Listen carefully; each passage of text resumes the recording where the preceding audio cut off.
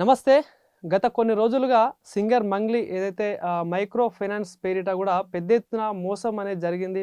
దాదాపుగా 100 కోట్లకు పైన స్కామ్ అనేది జరిగిందంటూ కూడా ప్రధానంగా సోషల్ మీడియాలో మనకి పెద్ద ఎత్తున వార్తలైతే వస్తా ఉన్నాయి. దానికి సంబంధించి ఫైట్ చేస్తున్న దాని మీద అయితే అడ్వకేట్ సుబ్బారావు గారు అయితే దాదాపుగా కొన్ని రోజుల నుండి ఆ బాధితుల పక్షాన ఫైట్ చేస్తున్న పరిస్థితి మనం చూస్తాను. సో దీనికి సంబంధించి అటు పోలీసులు కావచ్చు, ఇటు మంగ్లీ గారు కావచ్చు, సుబ్బారావు కావచ్చు, వీళ్ళందరి మధ్యలో ఒక స్టోరీ అయితే నడుస్తూ ఉంది. సో మరి దీనికి సంబంధించి పూర్తి వివరాలు అయితే తెలుసుకునే ప్రయత్నం చేద్దాం. మనతో పాటు అడ్వకేట్ సుబ్బారావు గారు అయితే మనతో పాటు ఉన్నారు. అన్న నమస్తే అన్న.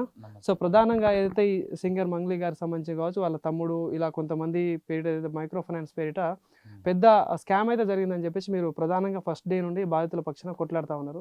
సో ఏంటి దీనికి సంబంధించి అసలు ఏం జరిగింది, వాస్తవాలు ఏంటంటే ఏం చెప్తారు? మొట్టమొదటిగా ఈ స్కామ్ జరిగింది అయితే వాస్తవం. మీరు ఈరోజు సిఐడి పోలీసుల ఇన్ఫర్మేషన్ చూసినా సరే వాస్తవానికి జరగడం అయితే 100% కరెక్ట్.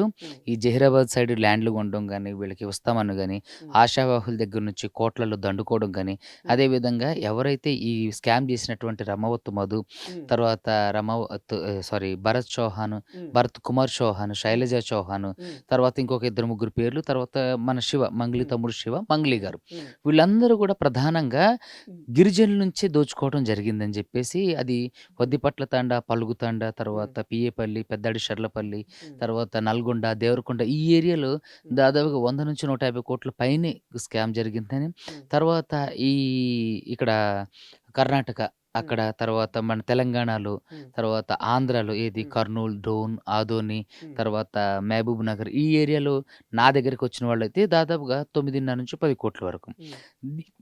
ఇవే కాకోకుండా ఇంకా చాలా వరకు జరిగినవి ఏంటంటే ఇంకా చాలా వరకు కోట్లలో ఉన్నాయి. దానికి మనకి అంత బ్రీఫ్ ఇన్ఫర్మేషన్ తెలియదు. నా దగ్గరకు వచ్చింది అయితే మాత్రం 9.5 నుంచి 10 కోట్లు. అదేవిధంగా ఈ ఇష్యూ బయటకు వచ్చి ఇదంతా బయటకు వచ్చిన తర్వాత నాకు చెప్పేది ఏంటంటే దాదాపుగా 200 నుంచి 350 కోట్ల వరకు ఉందని చెప్తున్నారు. సరే ఎంతవరకు ఉందని ఏంటనేది సిఐడి వాళ్ళు విచారణ చేస్తారు.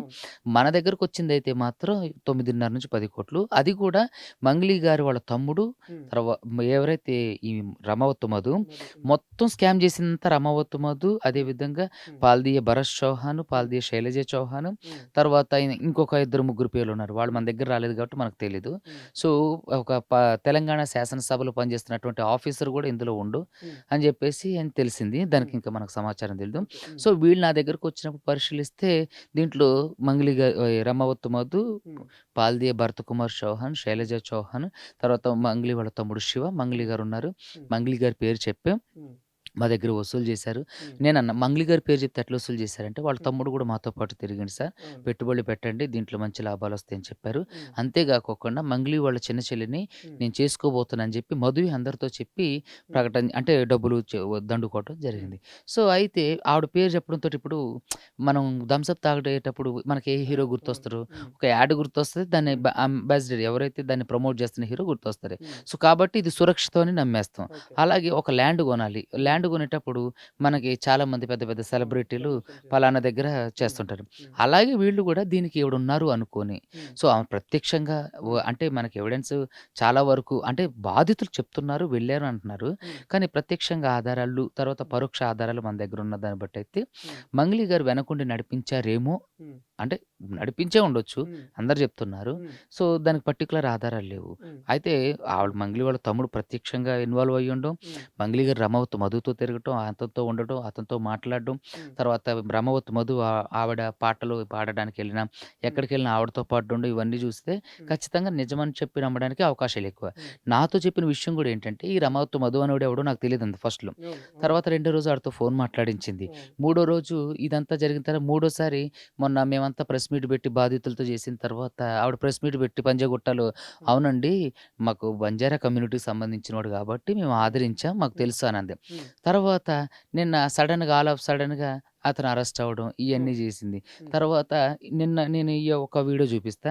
ఆ వీడియోలో అయితే మధు మన ఎవడైతే రమవత్ మధు ఉండో వాడు డైరెక్ట్గా మంగ్లీ గారి యొక్క పార్టీలోని ఫంక్షన్లోని నిత్యం తిరుగుతూ ఉన్నాడు అన్నట్టు. చూస్తా మీకు ఇప్పుడు చూపిస్తా.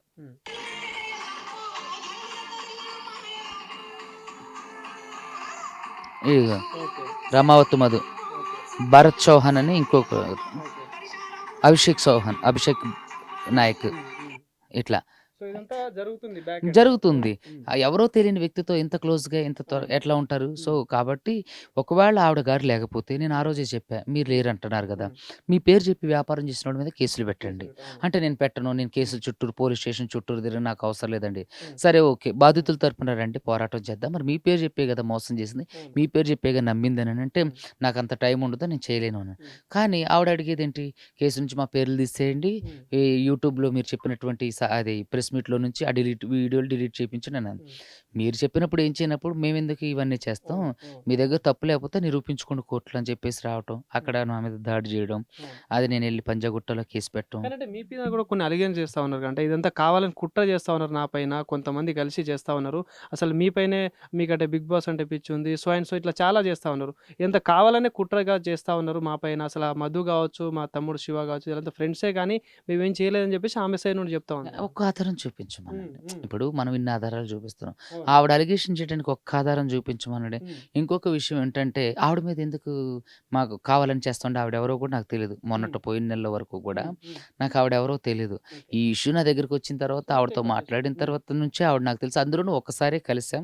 ఆవిడే పిలిపించారు ఆర్బిట్రేషన్‌కి. అది సెట్ కాలేదు. బయటకు వచ్చేసా.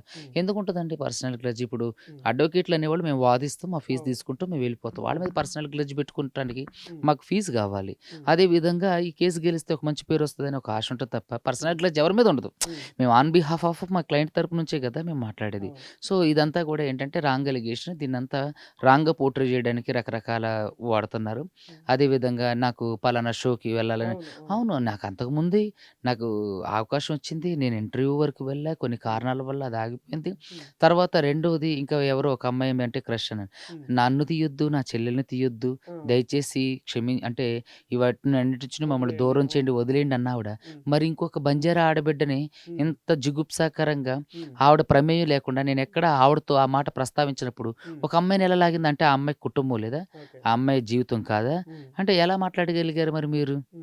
ఇంకా నాకు పబ్లిసిటీ పిచ్చట. అంటే నేను ఈ రోజు వచ్చినోడిని కాదు. అడ్వకేట్ సుబ్బు 8 ఏళ్ల నుంచే పబ్లిక్ డొమైన్‌లో ఉన్నటువంటి వ్యక్తి. సో ఇవన్నీ కూడా ఫేక్ అలిగేషన్స్. ఆటికి సంబంధించి ఒక్క ఆధారం చూపించమనండి. ఏదో ఒక చిన్న వీడియో రిలీజ్ చేశారు. అందులో సురేష్ బొబ్బిలి గారు నన్ను బ్రతిమలాడుతున్నారు. వద్దు వదిలేయండి. అంతేగాని నేనేమైనా బెదిరించినట్టు గాని, భయపెట్టినట్టు గాని, డబ్బులు అడిగినట్టు గాని ఉందా అందులో? సో ఇదంతా ఏంటంటే మీడియా దృష్టిని మరల్చడానికి, ప్రజల దృష్టిని మరల్చడానికి వాళ్ళు విక్టిమ్ కార్డ్ వాడుతున్నారు. ఇంకోటేంటి ఆవిడ గిరిజన కార్డ్ వాడుతుంది. కానీ చాలామంది గిరిజనుల్ని ఆళ్ళు మోసం చేశారు. సో నిజంగా ఆవిడకి చిత్తశుద్ధి ఉంటే ఇప్పటికైనా సరే వాళ్ళందరి మీద చర్యలు తీసుకొని బాధితులకు డబ్బులు ఎవరయ్యో అవసరం లేదు. మా బాధితుల వరకు ఇప్పించండి. నేను అన్ని కేసులన్నీ విత్‌డ్రా చేసుకొని ఇదే మీడియా ముందు నేను మీడియా ముఖంగా క్షమాపణ చెప్పి అవును మంగ్లీ గారి తప్పేం లేదని నేనే చెప్తా. అంటే స్టార్టింగ్‌లోనేమో ఇదంతా తెలవదు, ఏం జరగలే అని చెప్పేసి అన్నారు. దాని తర్వాత కొంతమందికి న్యాయం జరిగింది. దీని బాధితుల పక్షాన కేసు పెడతా, దీన్ని కొట్లాడతా, వాళ్ళకి న్యాయం జరగాలని చెప్పేసి అంటా ఉన్నారు ఆమెడ కూడా. సో ఎట్లా చూడొచ్చండి ఇట్లా? ఇప్పటివరకు మరి ఎవరి మీద కేసు పెట్టలేదు. ఈరోజు 18వ తారీఖు నా మీద అయింది. బాధితుల తరపున పోరాడే అడ్వకేట్ మీద కేసు అయింది కానీ మీ పేరు చెప్పి డబ్బులు కోట్ల మీద ఎందుకు పెట్టట్లేదు?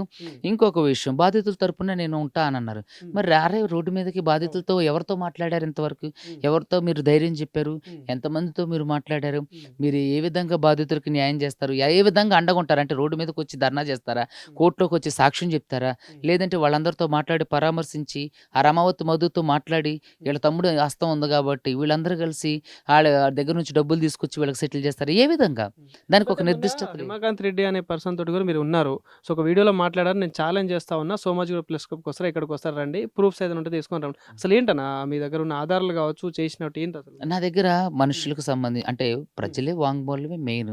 తర్వాత కొన్ని ఆధారాలు, కొన్ని ఫోటోలు, ఇలాంటి వీడియోస్ ఇవన్నీ అంటే సంఘటన జరిగినప్పుడు ప్రత్యక్షంగా సాక్ష్యాలను మనం సేకరించలేకపోయినా దాన్ని బలపరచడానికి అనేక సాక్ష్యాలు మన దగ్గర ఉన్నాయి. సో వాళ్ళ తమ్ముడు ప్రత్యక్షంగా ఉండు. వాళ్ళతో బాధితులతో తిరిగిండు, తిండు, తాగిండు. తర్వాత బాధితులతో మెసేజ్‌లు పెట్టినవి ఉన్నాయి. అదేవిధంగా ఈ మంగ్లీ గారు ఎవరైతే ఉన్నారో ఆవిడ వాళ్ళ చెల్లిని ఇస్తారని చెప్పి మాట్లాడారని చెప్పి అందరికీ ప్రధాన నిందితుడు రమౌతు మధు చెప్పిండు. ఇంత జరుగుతుంటే నిప్పులేందే ఏ పొగ రాదా? ఇంత వాళ్ళ మీద కూడా కేసు పెట్టొచ్చు. అసలు ఆళ్ళ మీద ఇప్పుడు ఇంతవరకు ఎందుకని ప్రధానంగా ఆరోపిస్తున్న వారి 5, 6 మీద ఎందుకు కేసు పెట్టట్లా? స్టిల్ మొన్న కూడా డీజీపీ గారి దగ్గరికెళ్తే అడ్వకేట్ సుబ్బు నన్ను బెదిరించిండు, భయపెట్టిండు, వేధించి నన్ను పెట్టింది. యమాకాంత్ రెడ్డి మోసం చేసిండని యమాకాంత్ రెడ్డి పేరు పెడుతుంది గానీ రమావత్ మధు కానీ శైలజ చౌహాన్, భరత్ చౌహాన్, తర్వాత ఇంకా చాలా మంది ఉన్నారు. వీళ్ళ పేర్లు ఎందుకు తీసుకురావట్లేదు? శివ వాళ్ళ తమ్ముడు శివ కూడా ఉండు, ఎందుకు తీసుకురావట్లేదు? ఇదంతా ఒక కట్టు కదా, గూడు గుట్టాని ప్రజల దృష్టి మార్చడానికి ఇలాంటివన్నీ చేస్తున్నారు. దయచేసి ప్రజలు ఇవన్నీ నమ్మొద్దు. Thank you. సో ఇంకోటి అన్న, ఏదైతే మొన్న మీరు పంజాగుట్ట పిఎస్కి పోయినప్పుడు బ్రీత్ అనలైజర్ టెస్ట్ చేయడం జరిగింది సిఐ గారు, దానిపైన మీరు కోర్టులో కూడా కేసు వేసి దాని మీద ఏమంటారు, దానికి సంబంధించి ఏం డీటెయిల్స్ చెప్తారు, అట్లా ఎంతవరకు కరెక్ట్ అంటారు అట్లా చేయడం? ఒక డ్యూటీలో ఉన్న అడ్వకేట్ విషయంలో న్యాయవాద వృత్తిలోనే అదొక చీకటి రోజు. సో ఇంకోటి ఏంటంటే పోలీసులందరూ కూడా తలదించుకోవాల్సిన రోజు కూడా. ఒక జిగుప్సాకరంగా హైకోర్టులో కూడా జడ్జి గారు అడిగారు, ఏ అథారిటీతో మీరు చెక్ చేశారు? అంటే ఏబిఎన్ఎస్ఎస్లో ఉంది, సిఆర్పిసి అంటే పాత సిఆర్పిసి సిపిసి ఎక్కడుంది, మీరు ఏ అథారిటీతో చెక్ చేశారు అని చెప్పి అడగడం అయింది. పర్సనల్గా నోటీస్ ఇవ్వడం అయింది. 29వ తారీఖు కౌంటర్ ఫైల్ చేయమన్నారు. జీపీకి నోటీసులు ఇచ్చారు, జీపీ ఫర్ హోమ్కి ప్రతివాదులందరికీ నోటీసులు ఇచ్చారు. అదే విధంగా నాకు తెలిసి మోస్ట్ ప్రాబబ్లీ 29వ తారీఖు తర్వాత పంజాగుట్ట సిఐ గారు సస్పెండ్ అవ్వడానికి కూడా అవకాశాలు ఎక్కువ ఉన్నాయి. సో ఇప్పుడు న్యూస్లలో కూడా అదే వస్తూ ఉంది. సో సిపి సస్పెండ్ అవుతారని చెప్పేసి కొన్ని వార్తలు. సో ఏంటి మరి నిజంగా మీరు ఎట్లాంటి జస్టిస్ కోరుతా ఉన్నారు? ఒకవేళ ఎట్లాంటి న్యాయం రాబోతుంది ఇందులో? ఇప్పుడు ఒక కేసులో నుంచి ఇందులో ఎందుకు సిఐ గారికి అంత అత్యుత్సాహం? ఇందులో ఈ కేసులోనే ఎందుకు ఎప్పుడు లేని విధంగా ప్రవర్తించరు? నిజంగా ఇది దౌర్భాగ్యం కదా. సో కాబట్టి తప్పు చేసిన వాళ్ళు ఎవరైనా సరే, అది మంగళి గారు ఆర్థికంగా తప్పు చేసినా, మానసికంగాను తర్వాత వ్యక్తిగతంగాను, అది గౌరవభంగంగాను, న్యాయ వ్యవస్థకు జరిగినటువంటి అన్యాయంగాను జరిగినటువంటి సిఐ కూడా దీనికి ఖచ్చితంగా అనుభవించాల్సిందే. తప్పు చేసిన వాళ్ళు ఎవరైనా సరే ఖచ్చితంగా అనుభవించాల్సిందే. వాళ్ళందరి మీద అంటే లీగల్ చర్యలు తీసుకోవడం ఆల్రెడీ జరిగింది. కోర్టు ఇంట్రీమ్ ఆర్డర్ కూడా రావడం జరిగింది. సో చూద్దాం, 29 తర్వాత ఇంకొక పెద్ద మంచి మీటింగ్తో మాట్లాడదాం. థ్యాంక్ యూ అండి. థ్యాంక్ యూ అన్న.